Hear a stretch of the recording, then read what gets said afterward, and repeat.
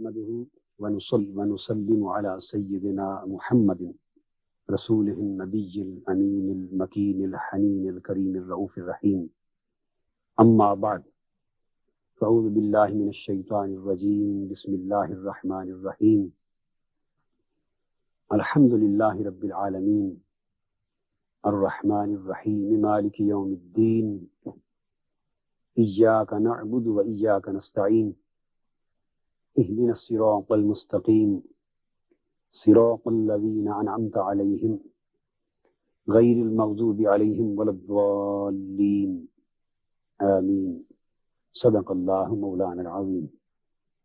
Dear audience and viewers, today, by grace of Almighty Allah, we want to conclude the topic of Surah Al-Fatiha and belief of oneness. That is the faith of monotheism, Aqidatul Tawheed.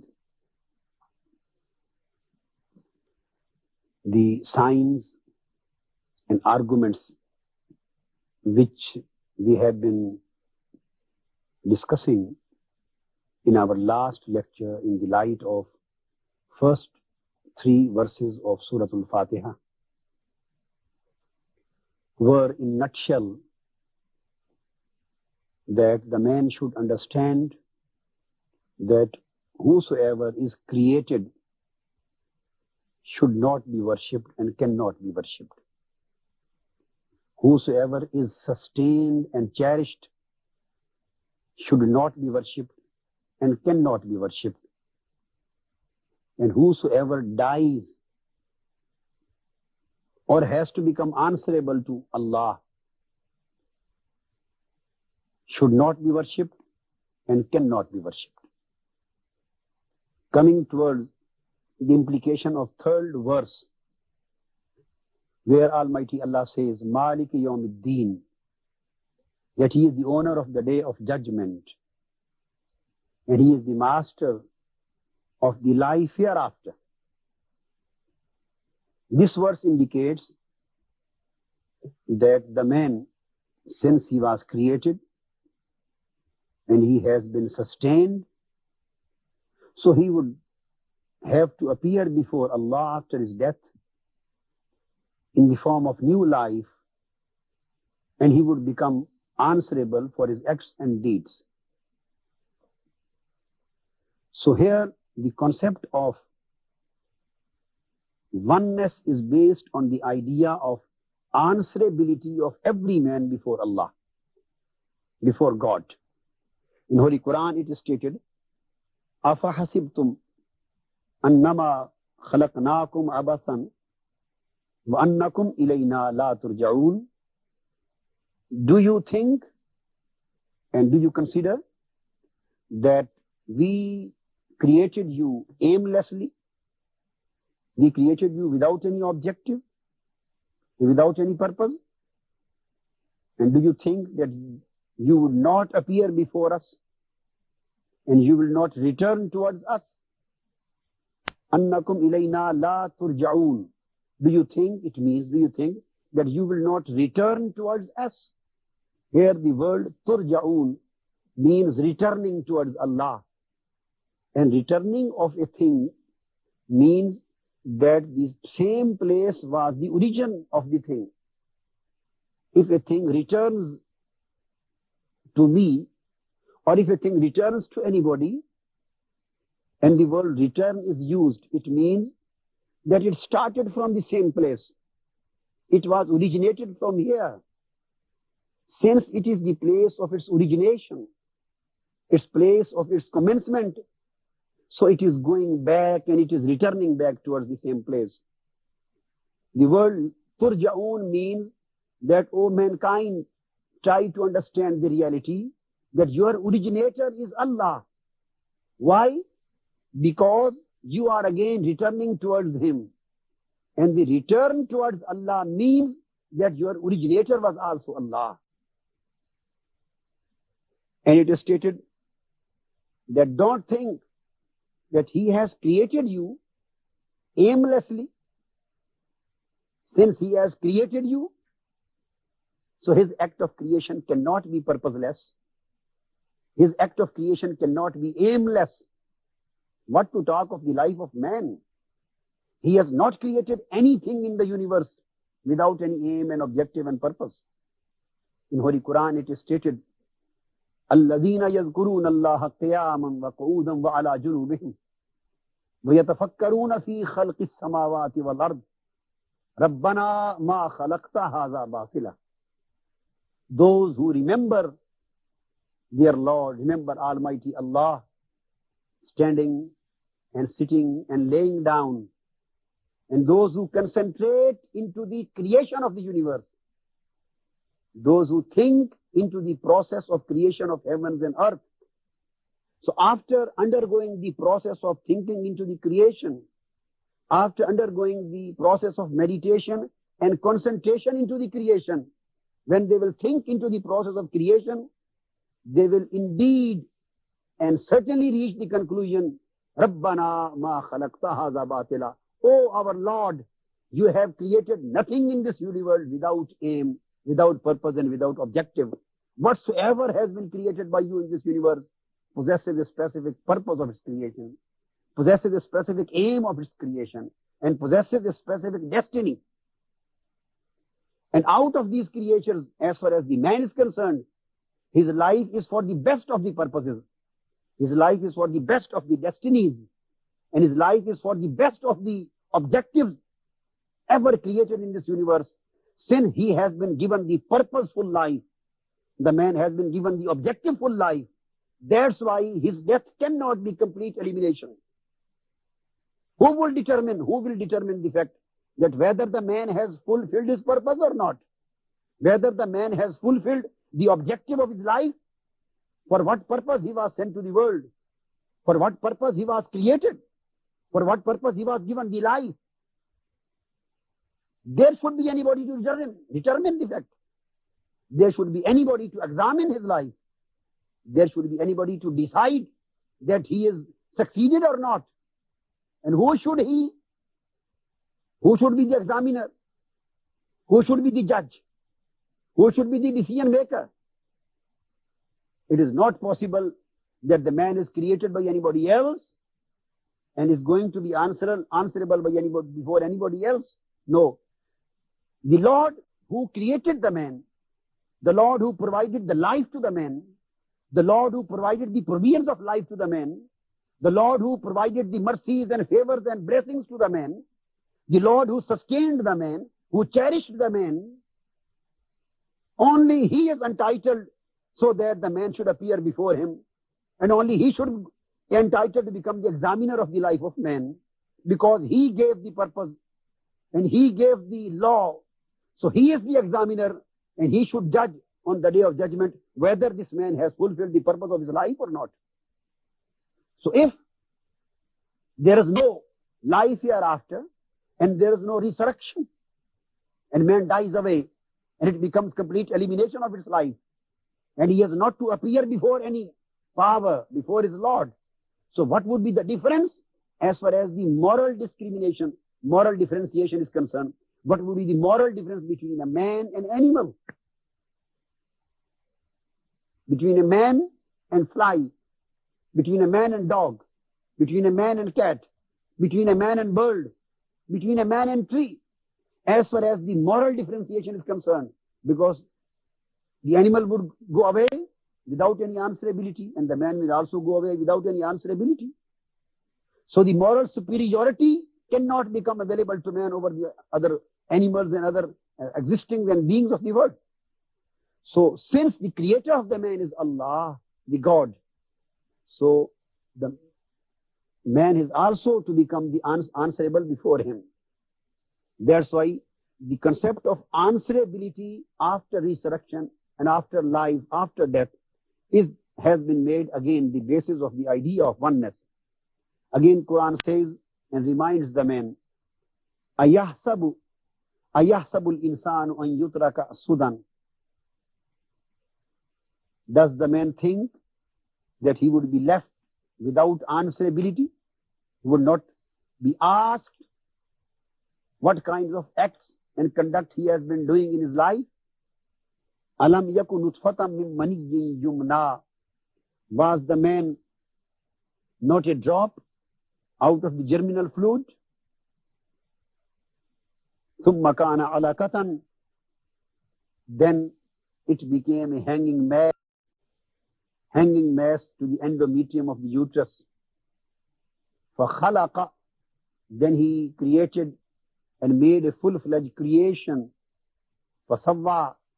And then he provided the proportionate balance in various organs and faculties and capabilities in that creation. فَجَعَلَ مِنْهُ الزَّوْجَيْنِ الذَّكَرَ وَالْأُنْثَى. Then he created male and female out of this. Alaysa, after mentioning these developmental stages of human life, then says, Alaysa dhalika biqadirin ala an yuhyija al-mawta. If Allah, the Lord, who has created you out of a drop of a germinal fluid, such kind of man has been created, then is he not having command on giving you life again after death? The answer is yes. So Holy Quran says that the concept of resurrection and life hereafter and life after death is again the basis of the idea of faith of oneness. Here, two things have been mentioned: the creation and answerability before Allah, and plan of the creation. Almighty Allah has mentioned in Holy Quran in this connection, Ala lahul khalq wal amr. Khalq and amr, the creation and plan, both powers and rights rests in Almighty Allah. It is stated in the Holy Quran. All of these discussions and various aspects of the signs of the existence of Allah and the signs of oneness of Allah, we derive these things from this argument that we see there is a unity in the whole systems of the worlds. The whole system of the world seems to be unified. So the unification or the unity or the oneness reflecting from the all of the systems of the world indicate the oneness of the Creator. That's why Almighty Allah has given another Quranic argument, has given another sign of His oneness, stating, لَوْ كَانَ فِيهِمَا آلِهَةٌ إِلَّا اللَّهُ لَفَسَدَتَا. Had been more gods except Allah in this universe, لَفَسَدَتَا. The heavens and the earth and all of these bodies, celestial bodies, would have certainly clashed and conflicted with each other and would have certainly eliminated through clash. Since there is no clash, since everything is going on, till He plans, till He wishes likewise, and when He will wish to eliminate everything and to eliminate the system of the universe, He will give an end to this unified system of the world. So says, since everything is going on in a smooth manner, in a unified manner, in consonance with each other, in consistency with each other, in compatibility with each other. So this compatibility of the systems of the world, this internal, inner or intra-consonance of the systems of the world, and this inter-consistency of the systems of the world, and non-conflicting systems of the world indicate this oneness of the systems, indicate the oneness of the Creator, indicates the oneness of the Commander, indicates the oneness of the Cherisher, and oneness of the Sustainer, and oneness of the Power who possesses the command all over the world. That's why two things, as I have already mentioned, Khalq and Amr have been declared in Holy Quran. Quran says, Badi'us samawati wal ard, wa iza qada amran, fa innama yaqulu lahu kun fayakun. He is the originator of the heavens and the earth.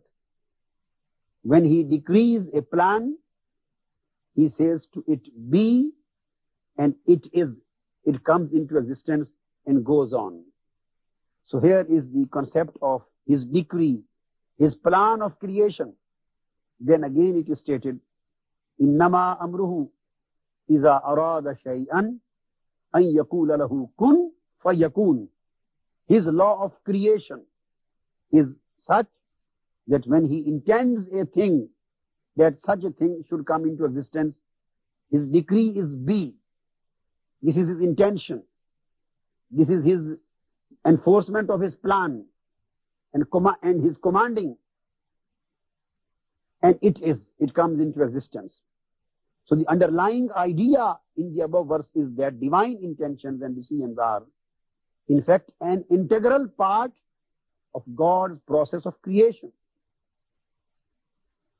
So moreover, the very significant thing is that he commands the process of khalq, and he possesses the right of plan and commands the process of plan. And there is nobody to challenge his plan. There is nobody to challenge his creation. يَفْعَلُ اللَّهُ مَا يَشَاءُ. Allah acts according to his will. And لَا يُسْأَلْ أَمَّا يَفْعَلْ. And he cannot be questioned for his acts. There is nobody to ask why you have performed this thing like this way. So Almighty Allah, having the command of Amr and command of Khalq, the command of plan and the command of creation and the command of enforcement of his plan and Amr.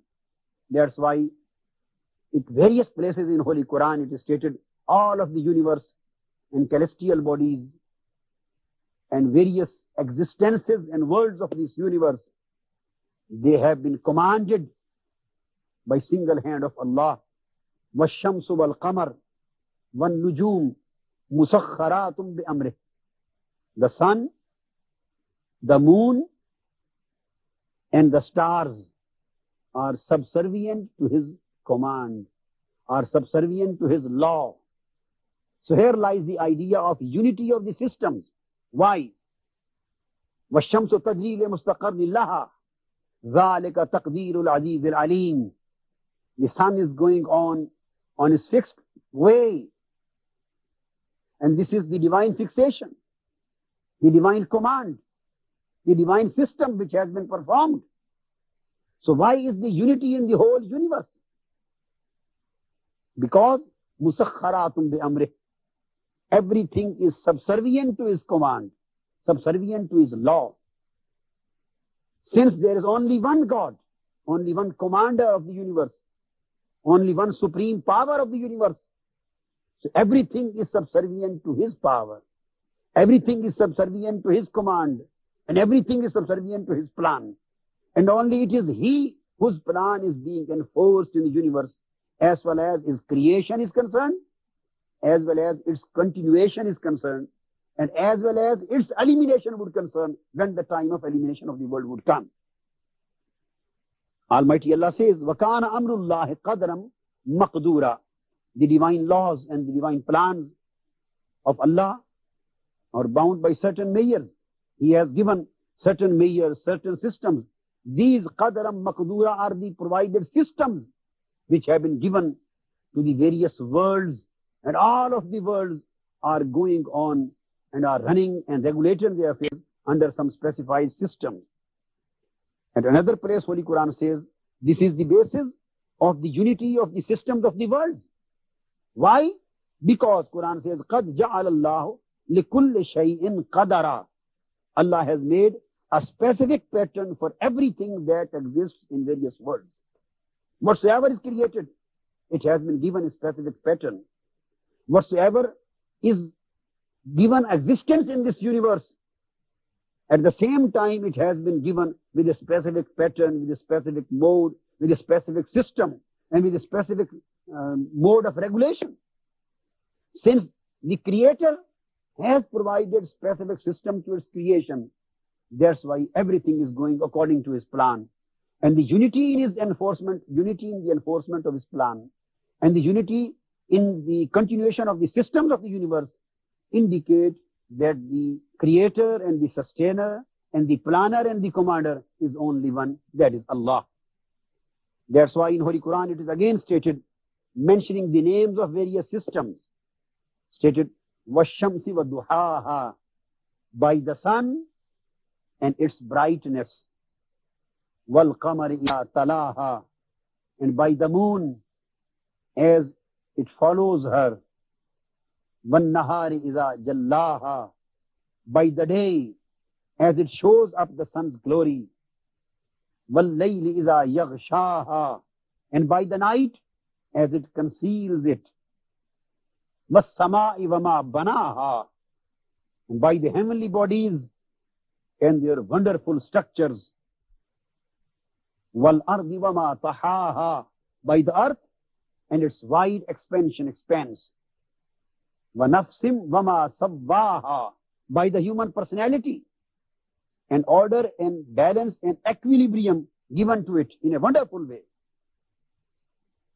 فَأَلْهَمَهَا فُجُورَهَا وَتَقْوَاهَا, in which the possibilities of its disintegration and integration and protection therefrom have been ingrained in it, in the mind of man. قَدْ أَفْلَحَ مَنْ زَكَّاهَا, and all these laws governing the phenomena of nature, as well as those that govern the human personality, are witnessed to the fact that truly the one who develops his personality in the right path and right conduct would succeed. وَقَدْ خَابَ مَنْ دَسَّاهَا, and the man who disintegrates it and goes astray from the right path, he would be the misled man would fail, would not succeed. So Holy Quran has mentioned various systems, the system of the sun, the system of the moon, the system of the stars, the system of the celestial bodies, the system of the days and nights, the system of the heavenly bodies, the system of the world, this earth, system of human existence, the system of human mind, the system of various capabilities of good and evil ingrained in human nature, the system of its development towards right direction, and the system of its disintegration towards wrong direction.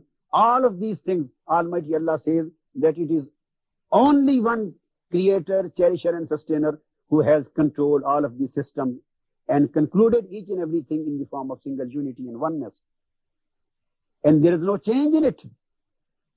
Had there been more than one gods, had there been more than one commanders of the universe, had been there any partner in his command, in his power, in his creation, creatorhood, had been there any commands, any rivals. That's why there is no father to him, there is no wife to him, there is no son to him, there is no brother to him, there is no similar to him, and there is no rival to him, and there is no partner to him. He is all alone. Since he is all alone, that's why there is no change in his plans. Stated, La mubaddila li kalimatillah. Nobody can change the laws of God, because there is nobody in the universe possessing such kind of power, possessing such kind of command, possessing such kind of power of enforcement of the plan, since he is the only commander and owner of the khalq, and he is the only owner of the amr, the creation and the plan. That's why there is no change in it. And at another place it is stated, La tabdila li khalqillah. Allah's process of creation never changes. And stated, Lan tajida li sunnatillahi tabdila. You will not find any change in working plan of Almighty Allah. So all of these aspects show the concept of reflection of oneness through the whole system of the universe.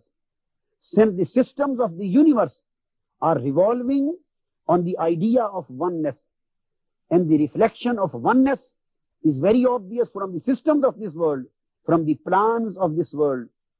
That's why it is to be established, and it is to be agreed upon, and it is to be accepted that the commander of the whole universe is also one power.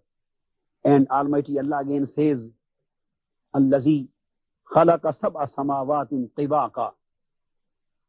It is he who created several heavens closely fitting one another. Ma tara fi khalqir rahmani min tafawut. No part of proportion or disproportion will you see in the creation of one who created things? فَارْجِعِ الْبَصَرَ هَلْ تَرَى مِنْ فُطُورٍ. So turn thy vision again. ثُمَّ ارْجِعِ الْبَصَرَ كَرَّتَيْنِ. Do you notice any flaw? So again turn thy vision a second time. يَنْقَلِبْ إِلَيْكَ الْبَصَرُ خَاسِئًا وَهُوَ حَسِيرٌ. Your vision will come back to you dull and discomforted, in a state worn out, and you will not be in a position to point out any disproportionate creation, any flaw, any disbalance, any conflicting systems, and anything which would indicate towards the plurality of the command. Everything is perfectly created. Everything is perfectly going on. Everything is perfectly regularized. Everything is perfectly being commanded. And there is no flaw. This means the creator of the whole world is perfect. The creator of the whole world is only one. And he is the creator, and at the same time he is the sustainer. And he is the cherisher. And he is the commander. And he is the enforcer. Since every quality goes to him, that's why he is the only authority to whom everybody is going to be answerable after life. Everybody, every man is going to be answerable after life. These were the basic realities and basic arguments on whom Holy Quran has based the faith for the Muslims, faith of oneness. Again, Holy Quran has explained the same facts, scientific facts, the facts of universe. Holy Quran says, سَنُرِيهِمْ آيَاتِنَا فِي الْآفَاقِ وَفِي أَنفُسِهِمْ. We will soon show you our signs, Allah says. We will show you our signs of oneness, and our signs of command, and our signs of plan, and our signs of intention, and our signs of creation. We will soon show you our signs fi anfusikum, fil afaq, in the whole world, fi anfusikum, and in your own minds, in your own personalities, in your own lives.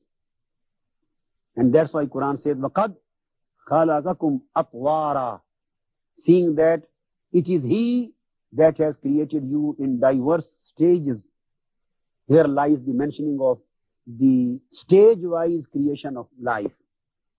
أَلَمْ تَرَوْا كَيْفَ خَلَقَ اللَّهُ سَبْعَ سَمَاوَاتٍ طِبَاقًا. See you not how God has created the 7 or several heavens, one above another. وَجَعَلَ الْقَمَرَ فِيهِنَّ نُورًا وَجَعَلَ الشَّمْسَ سِرَاجًا, and made the moon a light in their midst, and made the sun as a glorious lamp shining. وَاللَّهُ أَنْبَتَكُم مِّنَ الْأَرْضِ نَبَاتًا, and God has produced you from the earth, growing gradually. Here lies the idea of existence of life from earth, coming out the life of the man from earth. ثُمَّ يُعِيدُكُمْ فِيهَا وَيُخْرِجُكُمْ إِخْرَاجًا. That in the end, He will return you again into the earth, and then He will raise you forth as the life at the time of resurrection. That's why Quran says, if He created you from the earth, and He will again return you in the earth, and He will again resurrect you from the earth, so that you may appear before Him, and your life is going and should maybe judged and adjudicated by Almighty Allah. So after looking at all of these signs, oh man, what is the problem? That you are not understanding the reality, and you are not bending yourself down, and you are not kneeling yourself down before the oneness of Allah, and before the command of Allah, and before the worship of Allah. So Almighty Allah being our creator, our sustainer, our cherisher, and we becoming answerable to His authority. So it is the best way of worship, that we may worship only Allah and not anybody else in the whole universe. And nobody should be considered as rival or partner to Almighty Allah. وَمَا عَلَيْنَا إِلَّا الْبَلَاغُ.